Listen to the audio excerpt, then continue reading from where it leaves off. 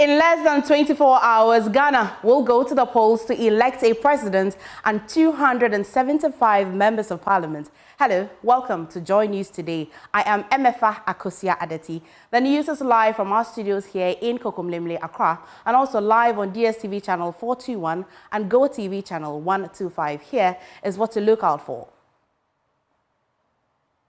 Electoral Commission ready for Saturday's elections as it assures Ghanaians of credible polls. Also, many travel to their respective constituencies to cast their votes. We'll hear from our correspondents. We've got these plus business, sports and showbiz in this package. Please stay for details.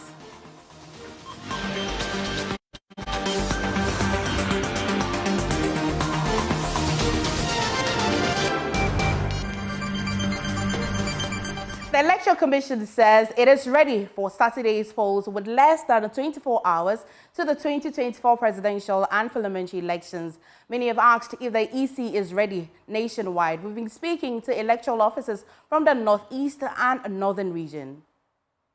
The Electoral Commission as institution in whole and the Northeast region is ready to conduct tomorrow's election. In election administration and management, when we say we are ready, it means we have deployed all the essential materials to the various constituencies in the region. All the registers, every single material that is needed to conduct the poll tomorrow is ready. They have all visited the polling stations to see and arrange the setting up of the polling stations.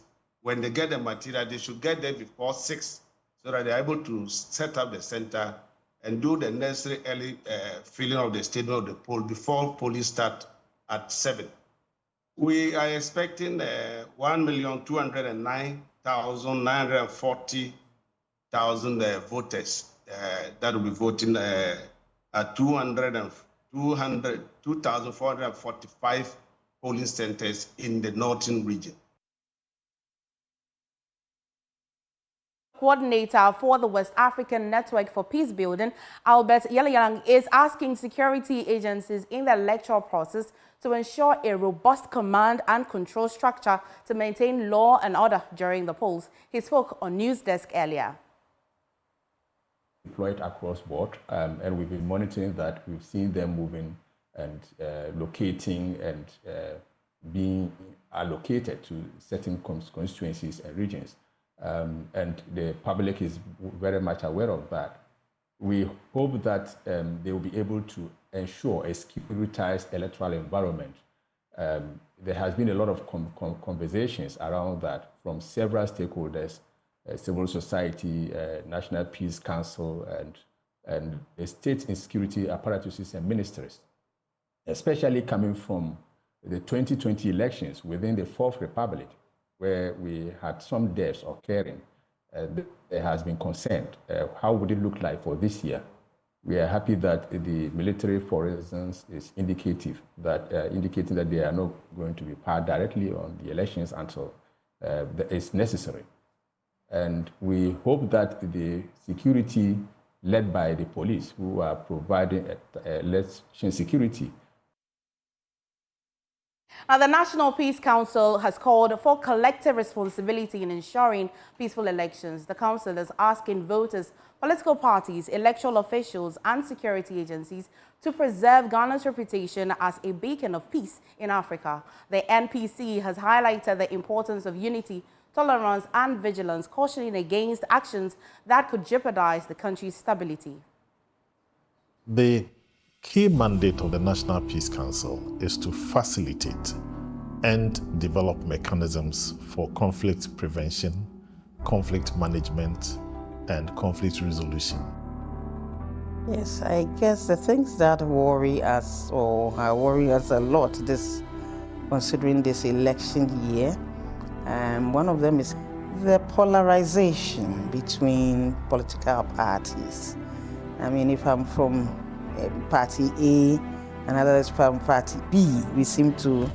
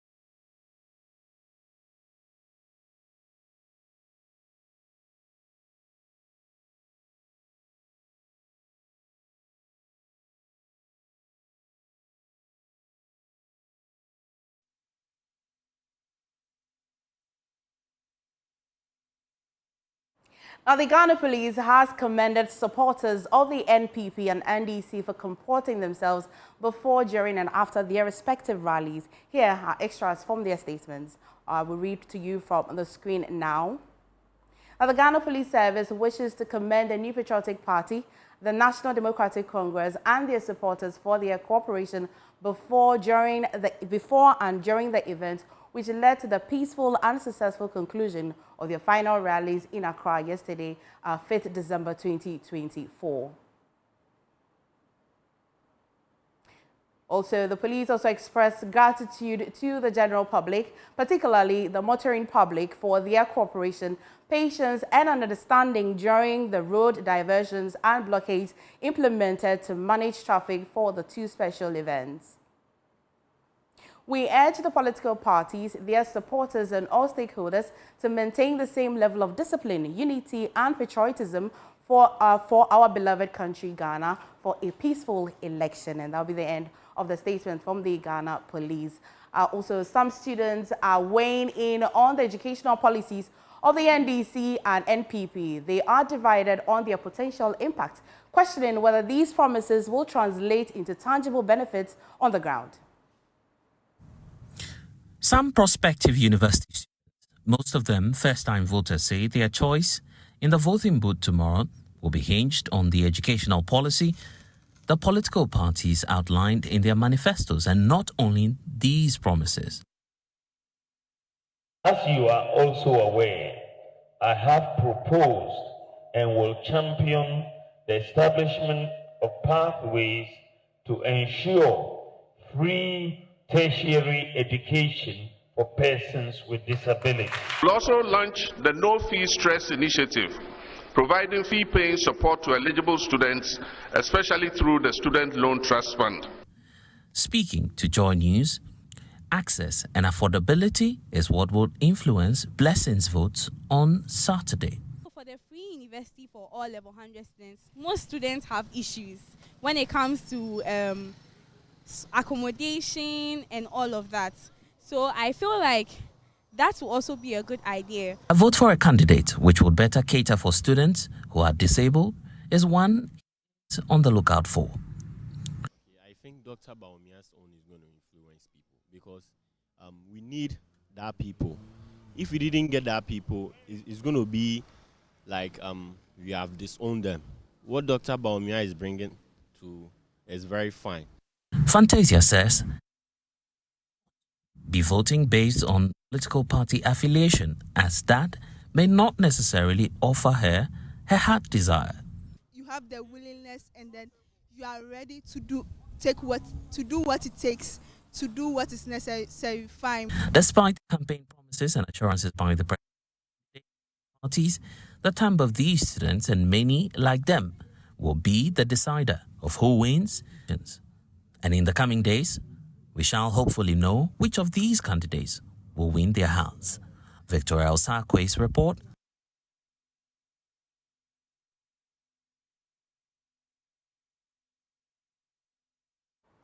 The NPP presidential candidate, Dr. Mahamudu Bawumia, has made a clarion call to the electorate to allow him transform Ghana and build on what he says is the solid foundation laid by President Akufo-Addo. He spoke at the NPP's final rally on Thursday.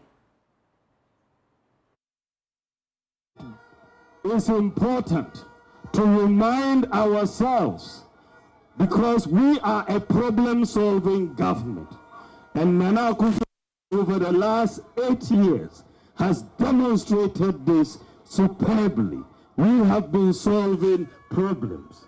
When we came into office and many people could not send their children to senior high school, we said free senior high school education for everybody.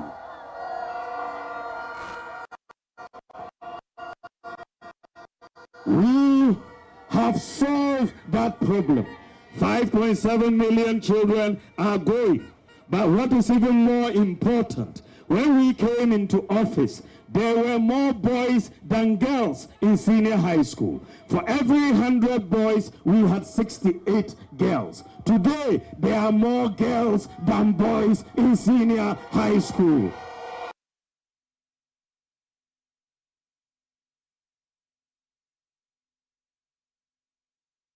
And at the NDC's rally, presidential candidate John Mahama reiterated his commitment to bringing the positive change that Ghana needs. Mr. Mahama highlighted his vision for a better Ghana, promising to restore hope and dignity to citizens if given the mandate. It's our moment, and the time is now to bring about the change we need in order to reset Ghana. And so let us vote on Saturday to reject despair and to choose hope. Let us vote to reject impunity and choose respect. Let us choose hard-working and trustworthy leadership. And I encourage all of you to vote for John Mahama. And I'll make you all proud of the Ghana that we are going to build together. Well, Member of Parliament for Yendi, Farouk Ali Mahama, has supported persons with disability in his area with startup kits. The support that came in two ties was to help beneficiaries start and expand their businesses. Martina Bugiri reports.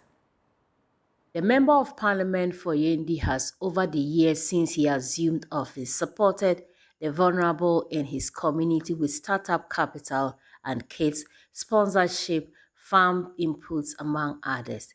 It is in this vein that he supported the disability group and vulnerable people from 30 wards in his constituency. Delivering a speech, the Member of Parliament, Farouk Ali Mahama, said he would continue to support these people to help empower them economically. Today's program is a program that is geared towards employing and giving the necessary startup caps to our disabled people, the deaf who are tailors, the deaf who are hairdressers, and the Hairdressers Association of Yendi are here today to take the benefits of the Member of Parliament's support to them, to enhance their delivery, to enhance their support to their trainees, and to make sure that the people under them would benefit from the machines. These machines are given to people who don't have the necessary support, and that is what we are trying to do, to make sure that they benefit in whatever they do today, tomorrow, and then hereafter, so that they will be well equipped in their daily lives and to be able to benefit the people of Yendi. We're grateful for your time. A beneficiary, Moro Amina, said the support would help enhance her work. Alidu Amina Taylor. Alidu Amina Yumurka now.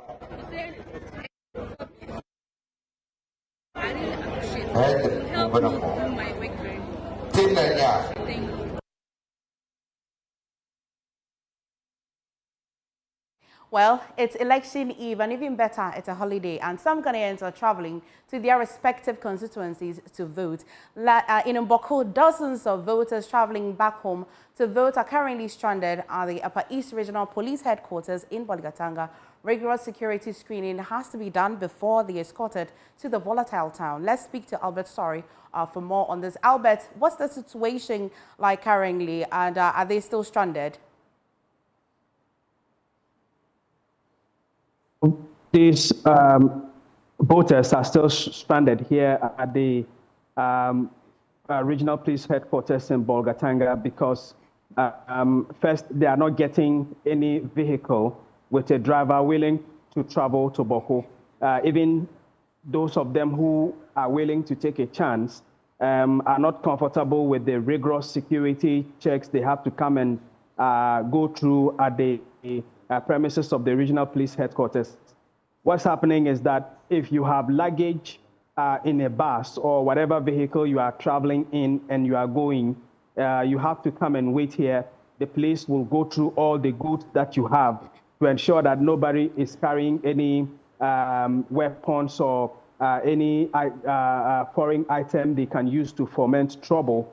And so, as we speak, there's even a cargo car which was carrying goods of some of these passengers, and they've had to ask them to bring down the goods here at the premises so they can go through the security checks. So for those passengers who cannot get a bus, even when they managed to get some drivers who were willing to take them, they were charging them double because, because first they have to go through a very long security protocol. And also because of the volatile nature of Boko, they are not even interested in going in the first place. So because of that, a lot of these voters, some of them women and children, are stranded. As I speak to you, the sun is very hot, and some of them have had to take shelter under trees or any shade they can find here in the premises of the regional police headquarters as they wait to see what can be done for them. Some of their leaders are making calls to people they know in government or within the political parties to see if there is any support they can give them, so they can travel to Boko before they vote tomorrow. Okay. Well, Albert, during the special voting, we recorded that it was quite calm and peaceful. But we also know why it's very obvious that these drivers are not willing to drive to Boko. Have you had some assurances from the securities today, that there's peace and calm in Boko and then there's nothing to worry about? Exactly so. In fact, what they are doing is that anyone willing to make the trip to Boko can come to the police headquarters. There are patrols that are being provided. As I speak to you, I will be covering Boko tomorrow, and I was here trying to arrange security with the leadership of the police, because they asked us to come for that arrangement to be made. It was in the process that I found these stranded passengers here. So what we are asked to do is to come, you go through the process, and then they will escort you as a group. So that security measure has been taken. From what I learned, there are a lot of checkpoints on the Boko road. There's high security in Boko as well. So the assurance is being given, but you get the sense that people still feel that they have to be cautious no matter the security measures in place. Let's understand this escort and security measures. Is it that we have security personnel in a bus or a truck that's willing to travel to Boko, or there's escorts ahead of them? You've mentioned that there's security checkpoints, but do you have police personnel in the bus as well? Yeah, so what they have done is that they have police patrol vehicles stationed here at the police headquarters. Since yesterday, they have been doing deployment to the various constituencies. And because of the special nature of Boko, they have to provide escorts. So when you come, there's an escort vehicle, as you would see in one of the videos currently showing. These vehicles are available with men in them. So they go through their own security protocols. And when they are ready and there is a bus loaded with passengers to move, then they escort them. I don't know whether the same men have to come back and then escort others again, or whether there are different groups of security people who are doing this. What we do know for sure is that the escorts are being provided. And in fact, the passengers who are stranded here have said that the police have done well for them.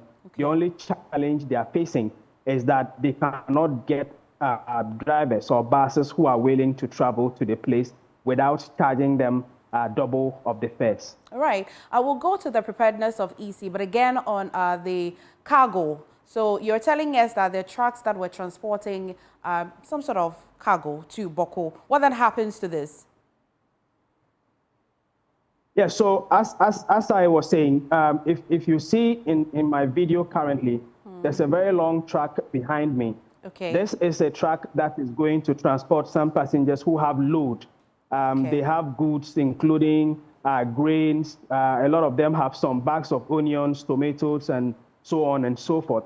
From what I learned, because of the nature of Boko now, traders don't tend to come out to sell goods. And so if you need food, you have to go to another place to buy it and come and stock it in your home so you can use it for as long as possible.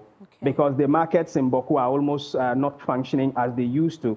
So these passengers have got their goods, and they were traveling with it back to Boko, but they have had to bring it down from the truck so that the security personnel can go through to ensure that nobody is carrying anything they are not supposed to carry into the town. And that is that is the situation we have. But this cargo truck cannot carry everyone. Only some group of people have hired it. And so those who are not part of the group going in this one have to find their own means. And that is one of the challenges that currently exists. Oh, that's interesting. Well, let's talk about the EC and as to whether they are prepared to really serve Boko come tomorrow for the elections. How prepared is EC? Well, the Electoral Commission received the ballot papers about 2 weeks ago. That has been done. From what we learned, they are very set. We have not heard of any challenge whatsoever.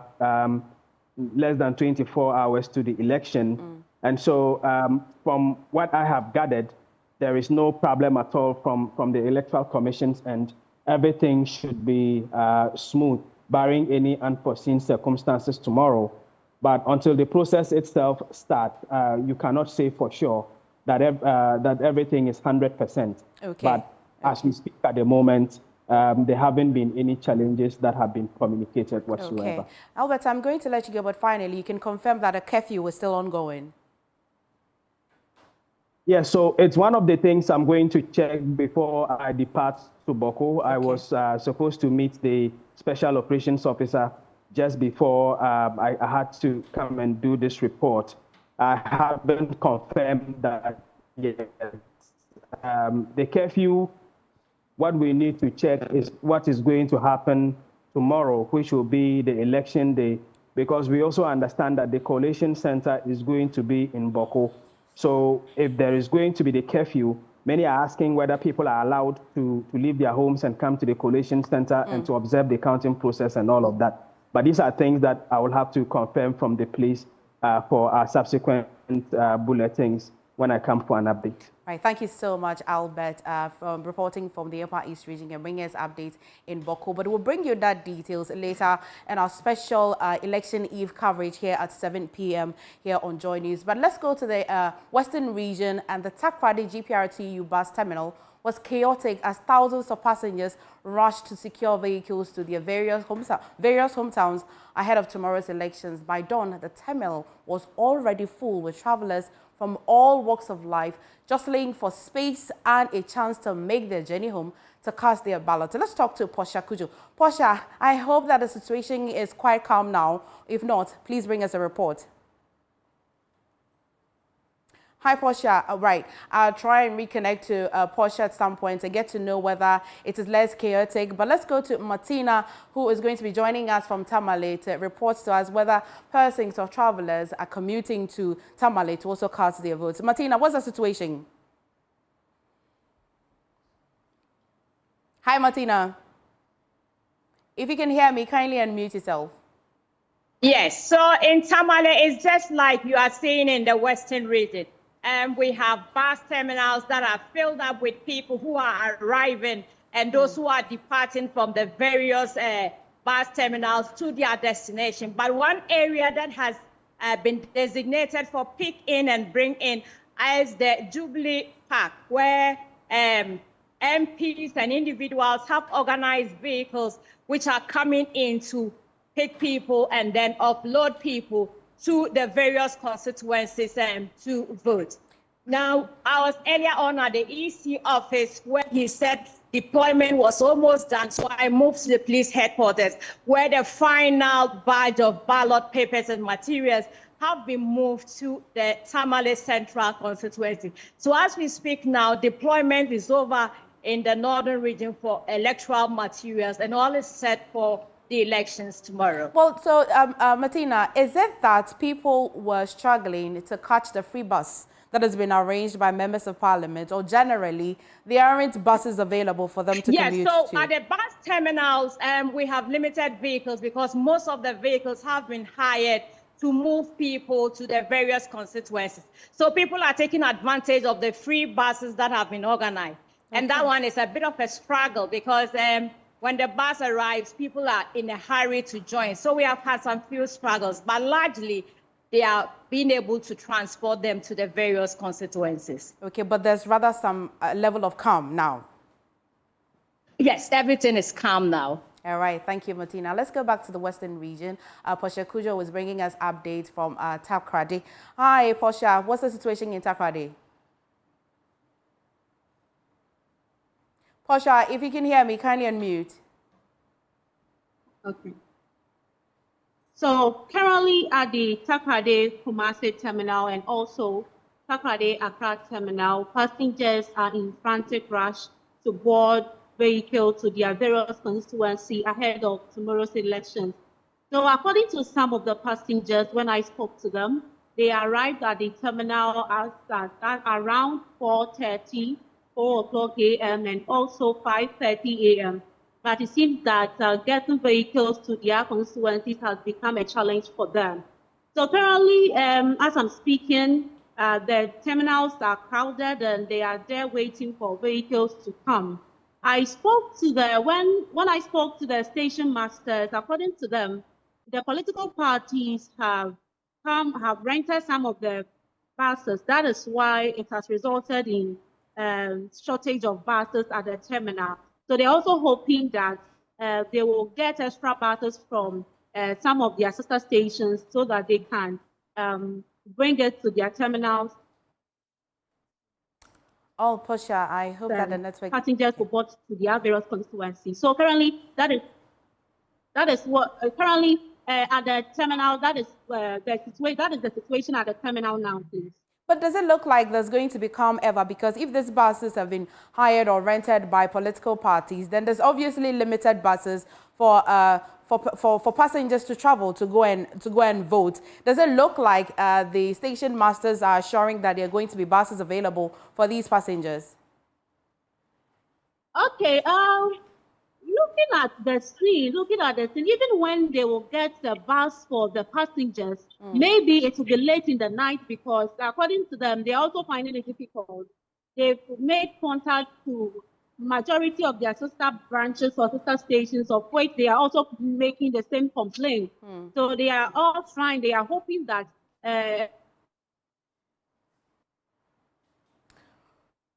Right, I must have lost Portia, but still on elections, the New Patriotic Party in the Ashanti region says it is poised to upset the National Democratic Congress in Saturday's elections.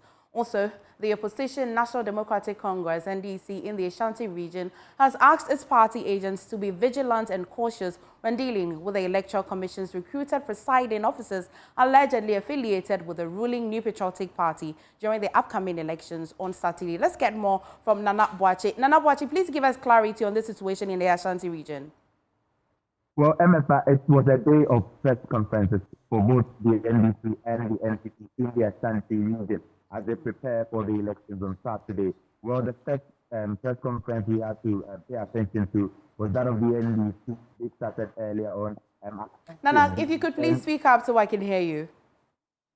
So I was saying that the first press conference that we attended yesterday was that of the NDC, where they cautioned their party agents to be wary of presiding officers who are affiliated to the Democratic Party. That's the allegation that they have taken forward.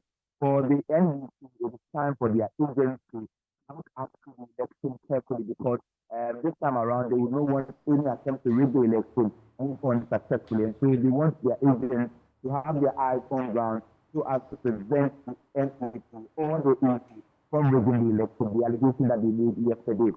And also they said that they are also going to stop any form of or any attempt to rig the election by the NDC. And within them, they are going to measures to make sure that this election is free and fair, and that the former President John Dramani Mahama is elected president. We also paid attention to the New Patriotic Party and their press conference yesterday. And for them, they described it as being set to upset the NDC. Well, Nana, unfortunately, today of all days, I'm unable to hear you clearly, but maybe at some point later at a special coverage, we'll connect and then you bring us that story. But the Eminent Persons group of the Christian Council of Ghana wants Ghanaians to prioritize peace, tolerance, and transparency throughout the electoral process. It's asking the presidential and parliamentary candidates to accept the results to deepen Ghana's democracy. Co-chairperson, Most Reverend Dr. Paul K. Boafo, has charged the political parties to ensure that the peace pact design reflect in their behavior and extend it to the public. The political parties and their leaders, thank God for their lives. And we thank God that even in them, we see that we have people who are ready to serve and to serve Ghanaians. We thank them for the campaigns that they have done. We see that there is a minimal attacks on personalities this year round, and we say it's a good thing. But coming out of this, let us see it reflect in the voting and the collation and the declaration. Whoever is declared as the winner, we should all rally behind and support so that we can move on. In a democratic way, voting, we know whom the people of Ghana have decided on to lead us, and it should be peaceful so that we can continue to live in peace for generations even yet unborn. So we believe that where we have called on our people in the mosque, in the churches, our members will go out there with that spirit. And as Christian, I can say that blessed are the peacemakers, for they shall be called the children. The elections, the first international airport has received its first set of passengers from the Gatwick Airport in London. The Ethiopian airline flight touched down at 10:30 a.m. Some traditional authorities in the Kumasi metropolis were at the airport to receive the passengers amid drumming and dancing. Board chairman of the Ghana Airport Company Limited, Paul Adomotri, spoke of the potential of commercial flights to the airport.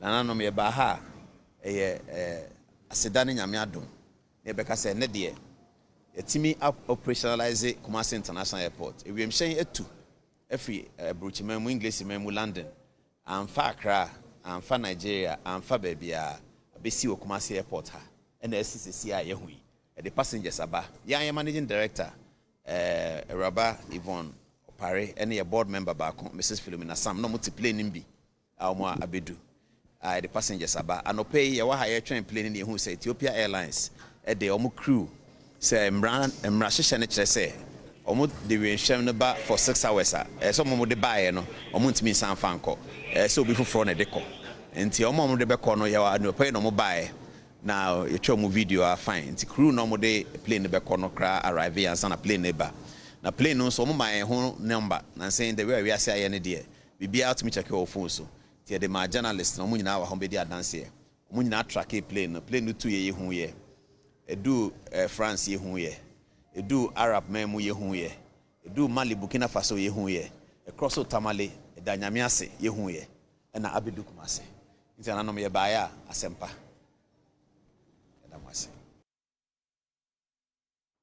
Well, JoyNews investigations have uncovered what appears to be the final scramble for the country's forest reserves with few days to the presidential and parliamentary elections.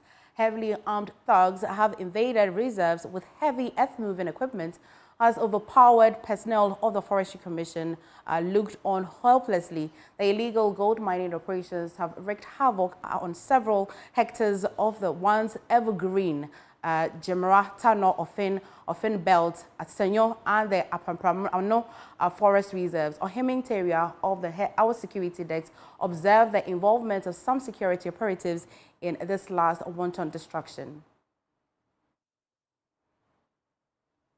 69% of Ghana's forest reserves. Forest reserves, home to several water bodies, have become targets for illegal miners who mine in riverbeds with impunity. Not even the deployment of police military teams could help put a halt to illegal mining operations in forest reserves and river bodies. As political campaigning activities heat up on the streets, so do illegal mining activities boom in the forest reserves. The Nkawie Forest District has experienced an upsurge in illegal mining in the past 1 month. In fact, the problem used to be there, but the rate that it has exacerbated within the last 1 month is quite alarming. We have 4 forest reserves in the district, and almost all the 4 forest reserves are under attack. JoyNews investigations have uncovered illegal mining operations have more than quadrupled in forest reserves in the last 2 months as the illegal miners plunder the country's natural resources. Jemera, Tano Ofin Bed, Aseneyo and Apamprama forest reserves are attracting more excavators as armed thugs ravage forest reserves. It looks as if our future is bleak in terms of managing the resources. Very overwhelmed. And if we're in charge of a forest reserve, and we have so many thugs there, mountain barricades or barriers, and you cannot access your forest reserve to do your day-to-day activities, then it's very serious. This is the Offin Shelter Belt. The once evergreen reserve is a pale shadow of itself as excavators continue to ravage the forest. At Anyafutu in the Achumamponoa district of the Ashanti region, armed thugs with strong political connections have mounted roadblocks to prevent Forestry Commission staff from accessing the forest. The team was prevented from advancing further beyond the River Betsina. Nkari District Forestry Manager had an encounter with the thugs. The modus operandi of the illegal miners is to position thugs at the entry points either to the forest reserve or to the compartment, making it inaccessible. In fact, when you look at the situation, it has gone beyond the normal forestry staff going to the field sometimes to immobilize or cause an arrest. This time round, you dare not do such things. In fact, before you even enter the reserve, you are going to meet barricades, which are manned by armed men. And the best way, or the instances where they allow you to enter, you go under escort. They will not give you that liberty to inspect or even conduct any operation, because they will monitor you with these guns following you here and there. But with the help of a drone, the team managed to take live pictures of the destruction caused to the forest after assessing alternative routes after several days of surveillance. Because we were prevented by the security operatives at the Anyafutu entrance of the forest, we were compelled to use this alternative route by crossing the Offin stream using this small canoe. The team also discovered the illegal miners were using a fake entry permit with a forged signature of the CEO of the Forestry Commission, John Alote. At least 36 excavators and a dozer were spotted at the site. Several hectares of virgin forest have been planted. Assembly member of Anyafutu electoral area, Ketri Opoku, tells Joy News he was misled to believe the miners were using excavators to plant trees. The minimum for one say, me miners no be a to more hanum na me frɛ wo. Ti me frɛ wo omo asem titi omo de ma me say. Omo eye ku a omo edua enua edema aban. Me imagine say me frɛ wo na me frɛ wo. E na omo so kire me say da bi. Omo eduma omo die ni say omo edua enua edema aban. Nti omo de krata kire say omo agitumi free aban mu ede aba e kire me ma me so me huni. Watching Joy News Today on Election Eve. We go for a quick break. When we come back, we'll transact some business. Please stay.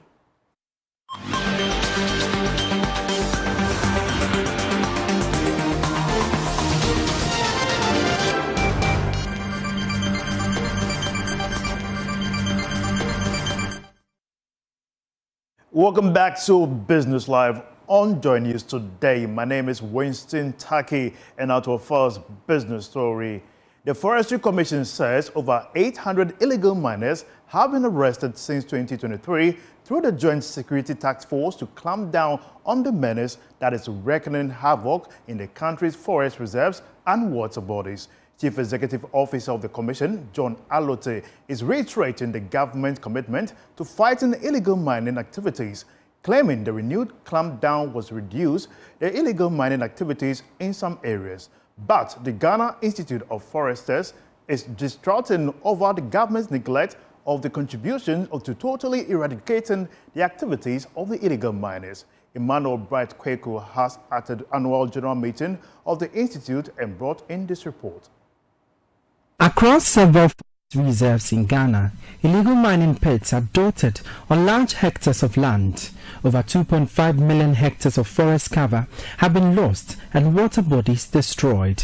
The government renewed its efforts to clamp down on the illegal mining activities along the country's riverbanks and forest reserves through a military task force involving officers of the Forestry Commission. Speaking at the 29th Annual General Meeting of the Ghana Institute of Foresters, Chief Executive of the Forestry Commission, John Alote, explained over 800 illegal miners have been apprehended since 2023. Since 2023, the Forest Services Division, with the support of the Rapid Response Team, have been able to step up law enforcement and arrest over 800 illegal miners, demolish numerous illegal structures constructed within forest reserves by the illegal miners, immobilize excavators, and seize and confiscate through the courts some vehicles that were found in the forest reserves. The general meeting brought together stakeholders in the forestry industry, including the academia and researchers, to deliberate on its theme, mining in forest reserves in Ghana, new developments and the way forward. There are several calls for a halt on all the mining activities to save the country's environment. Mr. Alote explained some of the possible ways to adopt to fight the menace. I see two main options going forward. One is a complete ban on all forms of mining in forest reserves. The second is the banning of all alluvial mining within forest reserves, but permitting limited hard rock mining in exceptional cases where the socio-economic benefits are significantly huge. To me, the second option appears to be more realistic and pragmatic. It is an option that recognizes the socio-economic importance of responsible mining while ensuring good environmental stewardship for the benefit of the people of Ghana. Meanwhile, the Ghana Institute of Foresters wants a collaborative approach and more negotiations with the various stakeholders to contain the devastation. Dr. Abukari Atta Namtongma is the president of the Ghana Institute of Foresters. Who polices the policeman? Look at the destruction that is done. People go, they are given permits to go and mine. After mining, who cares about reclaiming the land? Nobody. But if there are structures, and GIF is part of it, we have students who are not working, unemployed. We can get them that, look, every small-scale miner should have at least 3 forest managers. One probably from reclamation, one for forest management. And they will man the areas that they have allocated to them for mining. For Joy News, my name is Emmanuel Bright Kweku. Seeds are crucial in agricultural production, helping fight climate change and ensuring food security. But in Ghana, illegal mining and land destruction are harming seed conservation efforts, according to the National Tree Seed Center. Here's more in this report. Principal Research Scientist with the Forestry Research Institute of Ghana, Dr. Joseph Meku Asumanon emphasized the importance of conserving seed at a workshop organized by the Millennium Seed Bank and the National Tree Seed Center. Directors from several African countries attended a training in Kumasi to learn skills and knowledge needed for effective seed conservation for future generations. Dr. Asumanon emphasized the urgent need to address the rapid pace of environmental degradation and illegal mining activities, noting that these issues are impacting seed species. He encouraged collaborative efforts to develop strategies aimed at preserving these vital resources. Dr. Meku highlighted the urgent need to address the challenges posed by the depletion of forest resources, which are home to a diversity of species. The need for us to conserve our seeds, taking the seeds from their natural habitat and storing them in seed banks so that we will not lose them. You know, seeds are foundations for agriculture. They are needed to combat for planting activities to combat climate change, and they are very important for food security. food security. So due to the fast rate of environmental destruction, we are losing most of our tree species, and there is a need to work around this situation, take them from where they are, test them, and put them under custody, so that when there is a need for us to do replanting or because of galamsey, we have destroyed a lot of land, and eventually we have to replant, and without seeds we cannot replant. Dr. Asumanin is advocating for the government to enhance the National Tree Seed Center, which would help to conserve a greater number of seeds for restoration efforts and promote biodiversity conservation. Because most of them are in Ghana now, they need a lot of seeds to plant more. And if government will also come to our aid, so that we can even expand our cold room. Our cold rooms are very small.